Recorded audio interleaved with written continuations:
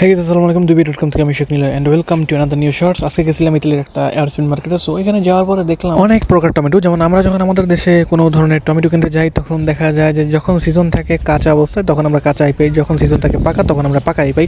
But guys, আপনি যদি ইতালির মার্কেটগুলোতে কোনো প্রকার খাবার দাবার কিনতে যাবেন তখন এটা আসলে এক প্রকার থাকে না, এটা কয়েক প্রকার। যেমন এটা হচ্ছে হলুদ টমেটো, তারপর এগুলো হচ্ছে ছোট ছোট লিচুর মতো টমেটো, তারপর আরও বড়টা আছে, তারপর আরও বড়টা আছে। যেমন এই পেশে এক প্রকার আছে, এটা হচ্ছে নর্মাল, যেটা আপনি চাইলে সালাতের সাথেও খেতে পারবেন। এরকম অবস্থা প্রতিটাই চাইলে সালাতের সাথে খেতে পারবেন, যার যা পছন্দ। যেমন এখানে আরেকটা আছে মিডিয়াম কাঁচা টাইপের, উপরে যেগুলো আছে বলের মতো, এগুলো হচ্ছে মোটামুটি কাঁচা টাইপের, কাঁচা না মোটামুটি ফাঁকা টাইপের। তো এগুলো এক একটা টমেটোর ওজন প্রায় 300 থেকে 400 গ্রাম। আমি একটা মাপ দিয়েও দেখছিলাম, যেমন আমি এখন এই টমেটোকে মাপ দেবো।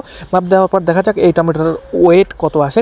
সো এটা ওজন দেওয়ার পর দেখা গেল যে এটার ওজন 380 গ্রাম। সো আপনারা বুঝতেই পারছেন যে এদেশের এক একটা টমেটোর ওজন কত বড় হয়ে থাকে। সো এরকম করে কিন্তু পুরো মার্কেট জুড়ে কিন্তু প্রায় 8-10 প্রকার টমেটো দেখলাম, কোনটা থেকে কোনটা নেবো আমরা বুঝতেই পারছি। এটা হচ্ছে যে আরেকটু কাঁচা, আর এটা